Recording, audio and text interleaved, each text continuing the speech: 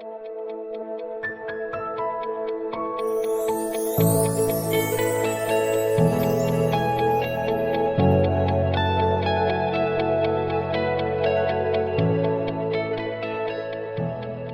very happy to have with us Professor Dr. Ufuk Topkara, who is going to present on an issue that maybe has already been raised by an earlier comment today about the relevance of modern Islamic Muslim philosophy.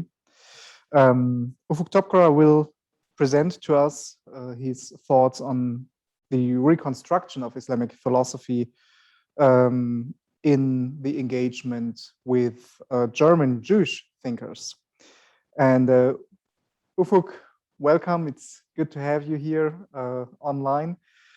Ufuk Topkara is visiting professor for comparative theology at the Humboldt University in Berlin, and he extensively researches on Muslim-Jewish encounters in both theology and philosophy. He studied philosophy and history in Berlin and Harvard, and completed his doctoral dissertation at the postgraduate program for Islamic theology at the University of Berlin. And in his PhD thesis, he outlined a contemporary philosophical theology in Islam with a focus on the refinement of character. It was published in 2018, if I am correct. Ufuk was also a fellow at the American Institute for Contemporary German Studies in Washington, D.C., and a research fellow at the University of Virginia. And he came back to Germany only recently, and we are very happy to have you back here in German academia. And I'm very much looking forward to your presentation, Ufuk. The floor is yours, please. Thank you very much for the warm introduction, Felix. I really appreciate it, and thank you for having me, the invitation. I look forward to the discussion.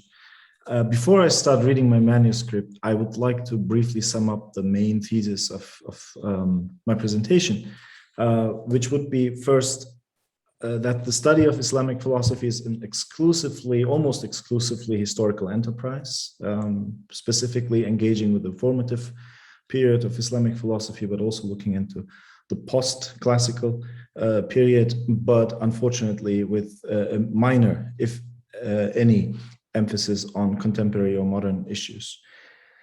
While the historical research of Islamic philosophy remains important, it is, in my opinion, necessary to engage actually in the act of philosophy itself, to philosophize, and not just to descriptively and to some extent also normatively derive knowledge from the past.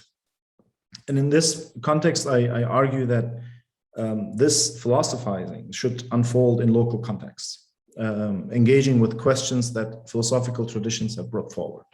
So I'm not trying to picture here the case of a global enterprise. I'm trying to say that for a single individual scholar, the philosophical tradition he or she is dealing with could be a starting point to develop a contemporary Islamic philosophy. And in that context, it's important to outline my own positionality. So as an academic who's at home in Germany in the German academic tradition, that is actually where I'm looking into deriving Islamic philosophical ideas. And what I'm proposing here with this presentation is maybe surprising to look into the case of German Jewish thought, particularly in the 19th and 20th centuries. And the idea behind that is essentially that German Jewry had a series of similar experiences that German Muslims face today. They have been a minority.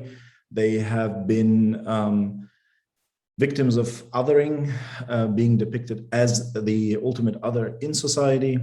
And they also have dealt with the confrontation between Jewish tradition on the one hand and a modern philosophy on the other. So the idea essentially is to look into these cases and learn, and maybe even based on that learning process to develop similar approaches to Islamic philosophy in the contemporary times. So after presenting the main thesis briefly, I'm just going to go ahead and read my manuscript. How can we bring Islamic thought into a systematic debate with modern philosophy? How can we place the two entities in a functional relationship to each other? How can we let each have their say without denying the ways in which they overlap and contrast? And how can we develop an Islamic philosophy that stands up both to religious and rational examination? By arguing for a revitalization of Islamic philosophy, I suggest to awaken a long-standing mode of inducing knowledge, with philosophy acknowledged as a source of epistemology in Islam. The relationship between philosophy and Islamic branches of knowledge is here understood as complementary, requiring humility in recognizing the valuable contributions both make to understanding the human experience. Human reasoning, encapsulated in philosophy, can be an authoritative source for deriving Islamic thought. An Islamic philosophy that is not only open, but dependent on learning from the broader human experience, enables its adherents not only to theorize and practice humility, it facilitates acknowledging that questions regarding humanity permeate a prolific array of shared life experiences. Now, what does it mean for a philosophy to be Islamic? Suleymane Diakhne suggests in a recent publication that one can speak of Islamic philosophy where the fundamental accounts of the religion were read and understood in the light of the teaching of Plato, Aristotle, Plotinus, and the like. In this understanding, Islamic philosophy is an intrinsically historic enterprise that did in fact cease to exist, and aside from being connected with ancient Greek philosophy, it still might hold valuable insights that could be employed today. The question then becomes, did Islamic philosophy simply cease to exist? The study of Islamic philosophy is very much alive today. A staggering amount of work is published yearly, including textual and philological research. If anyone, however, Muslim and non-Muslim scholars alike, speak today about Islamic philosophy, it almost always denotes a historical reference to the classical period of Islamic civilization that roughly lasted between the 9th and the 14th centuries. Not only does this understanding deny the historical development of Islamic philosophy that reached beyond the perception of ancient Greek philosophy, more importantly, it repudiates any modern occurrences of Islamic philosophy or even its potential for that matter. For Diakhne, Islamic philosophy can only be called Islamic if it engages with the Avicennian philosophy set out by Ibn Sina. Historically speaking, however, that might be true, since the designation philosopher came to mean Ibn Sina and his followers. In contemporary debates, this is a narrow view, and to say that it is outdated would be probably an understatement. Generally speaking, as far as modern philosophy is concerned, we find for the most part polemical texts consisting of criticism of modern Western thought and others critiquing Islamic thought for being helplessly irrelevant. Some Muslim scholars also criticize the status quo of Islamic philosophy, addressing something entirely different though. The so-called Neoplatonic captivity of Islamic thought came under scrutiny, a tendency to favor Neoplatonic philosophy over Aristotelian philosophy. The solution that is proposed is not the acknowledgement of modern philosophy, but instead the replacement of one metaphysical paradigm by the other, namely of the Platonic by the Aristotelian. A trend that continues until today, one could say. Some would like to see a rejuvenation of Ibn Rushd's Aristotelian thought. Others, like Allama Tabatabai, are cultivating the fascination of Islamic philosophers with the thought of Ibn Sina. But instead of readjusting the course of Islamic philosophy according to historical paradigms, it is necessary to engage directly with the thinking of modern times. Entirely missing in this context is therefore a genuine contribution of Islamic philosophy that goes beyond historic confinements of Greek philosophy, addressing instead the questions raised today. As much as Muslim philosophers sought wisdom and knowledge in the treatises of Greek philosophers of their time and incorporated that into their philosophical reasoning, Muslims today can legitimately seek understanding in modern philosophies. One must note that the aim of considering Islamic philosophy in the context and context of other philosophies is by no means a novel objective. As we note in the research on the history of Islamic ideas during the formative period, the interweaving of philosophical ideas is often mentioned. In fact, Islamic philosophy itself grew out of the desire by scholars of the Muslim community to uphold the authority of Islamic revelation against arguments increasingly posed by philosophers. The Muslim scholars of this epoch would have explored the ancient sources of Hellenistic culture and implemented the knowledge they gained through such studies in their own work. This process was accompanied by a gradual change in political culture from the pursuit of particular interests to a global orientation. I presume, therefore, that a contemporary Islamic philosophy should not be understood as a special discipline, detached from the world and confined to textual studies of the Quran and the derivation of religious dogma. It is important to consider both the diversity and the discursive nature of Islamic debates. A completely different picture, and along with it, a series of completely different questions, has emerged in the modern era. The establishment of Islamic theology at universities in Germany, in particular, has created a new space of discourse, one that is waiting to be filled with content. The central question I'm concerned with is whether we can imagine a contemporary Islamic philosophy that oscillates between its own tradition, the other monotheistic traditions as well, as secular knowledge, that is independent while remaining open to engaging with other discourses. In my opinion, the epistemological pursuit of Islamic thought should include a confrontation with modern philosophy, especially regarding the questions arising from the anthropological turn. Without subjecting Islamic thought to a critical examination by modern philosophical thought, it runs the risk of becoming an impenetrable tradition for insiders and outsiders alike. Discursively engaging with modernity, therefore, offers potential for the development of Islamic thought. It creates the framework for articulating one's own faith, not only within one's own faith community, but also by participating in public discourse. The concern of contemporary research should therefore not be to talk only about Islamic thought. It is necessary to demonstrate it, to not only refer to it, but reflect upon it. I derive this stance from the current state of research on Islamic thought, which has its almost exclusively historical focus. The question now is, where should our investigation into modern philosophical ideas begin? Which authors or which works should be evaluated first in order to formulate a contemporary Islamic thought? I'd like to argue to push for a contemporary contextualization and reinvigoration of Islamic thought. This is once rooted in the past and the present of both Islamic and philosophical thought. I therefore propose here a perhaps surprising approach, namely 20th century Jewish thought as a starting point for the development of contemporary Islamic thought. A comparative examination of Jewish thought offers a number of possibilities that can decisively advance our own thinking. On the one hand, Jewish thought has developed in close connection with modern philosophy. On the other hand, it has not disregarded its theological tradition. Thus, the theological as well as philosophical discourse could be pursued in this way, which would meet the demands of the oscillation which I mentioned above between religious and secular knowledge. In Hermann Cohen's work, for instance, we can trace philosophical theology that has had far-reaching influence on 20th century Jewish thought. Cohen's intersubjectivist approach opens up the intellectual horizon of a Jewish ethics that can only be conceived of as a universalistic ethics of humanity. Ernst Bloch's project to transform religion through critique, on the other hand, leads to the interpretive process of a socialist hermeneutics of hope, which takes its form in what we term the principle of hope.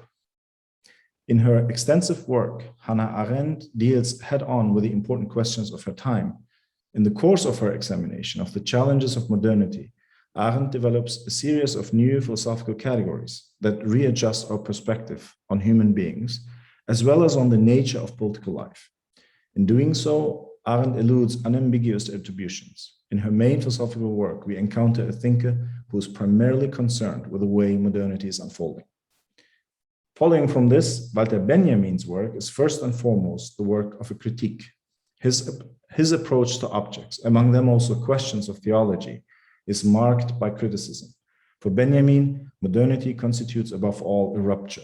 The truth is no longer accessible to us behind the ciphers. One hears the truth, but one can no longer decipher it. According to Benjamin, this tension constitutes the signature of modernity. Finally, Hans Jonas deals with the question of how, after Auschwitz, the concept of God's omnipotence can be maintained at all. His reflections lead to a revision of the circumstances according to which the responsibility for creation is put into the hands of human beings. Because it goes without saying that Jewish thinking is not always influenced by religious Judaism. On the contrary, Jewish thought has also developed in disassociation from religious ideas. Struggling with tradition is precisely one way of engaging tradition, even when this entails a rupture from it. Regardless of intellectual differences, however, one common characteristic can be identified in all German Jewish thinkers: an unbending commitment to criticism. In this way, Jewish thought fulfills the main characteristic of modern philosophy, which, according to Jürgen Habermas, in its post-metaphysical constitution, must understand itself first and foremost as critique. A systematic examination of Jewish thought, therefore, promises, on the one hand, insight into the processes by which modern philosophy has unfolded. Of particular importance in this context should be the continuities and discontinuities, as well as attempts at reconciliation and confrontation between modern philosophy and Jewish thought. On the other hand, since Jewish thinkers not only evaluated the claims of secular knowledge, but also negotiated the role of religious tradition in the modern world, cognitive processes can be derived from this that can support Islamic theology's own location in modernity. As in history, Muslim philosophers today are once again faced with the challenge of responding to pressing philosophical questions. What is fundamentally new about the philosophical questions of the present is the fact that they derive from modernity. The various contexts of secularization, emancipation, autonomy of the individual, and the relation to the community on the one hand, but also the physical destructions, ruptures, and devastations on the other, together lay out a set of critical questions that Islamic thought is tasked with addressing. Just as Islamic thought once stimulated and enriched Judaism, there is nothing to prevent us today from being inspired by Jewish thought in order to confront these questions. In the course of the 19th and 20th century, the life and work of Jewish thinkers became the epitome of crises and destruction, the downfall of an entire cultural, social, and political world. After the experiences of the Second World War, a public disillusioned with the social promises of modernity and scattered throughout the world recognized in the work of the Jewish thinkers the enigmatic signature of an era that is now the basis, foundation, and source of our present. The arch of Jewish thought can be located between the poles of the principle of hope and the principle of responsibility, which can also help guide the steps for an Islamic thought into modernity. Particularly in its role as a discipline within the framework of the university, Islamic thought faces the challenge of maintaining faith in God in the face of issues raised. This cannot be accomplished through apologetic reflexes, but rather through convincing arguments. Convincing arguments, in turn, can be developed not only, but also and above all, with help of criticism. Here, Islamic thought can learn from the semantic potential of Jewish thought by opening itself to criticism and especially to self-criticism. In this way, an Islamic thought should be conceived that is open to both sides, that accompanies the inner processes through self-criticism and works outwardly with the help of criticism. An Islamic thought understood in this way can sensitize us to the nuances of human existence. It can give us the confidence to open up to the doubts, questions, and fears of the individual and to take them seriously. Such a thought can train us and make us observers of life. It can open our eyes to recognize the contradictions and adversities, the suffering and injustices in our society and beyond.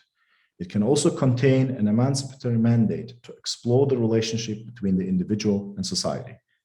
It can ultimately provide us with a measure of how we can simultaneously hope and take responsibility for the societies in which we work, think, and live. Thank you. I would like to say thank you again, Ufuk, for your contribution.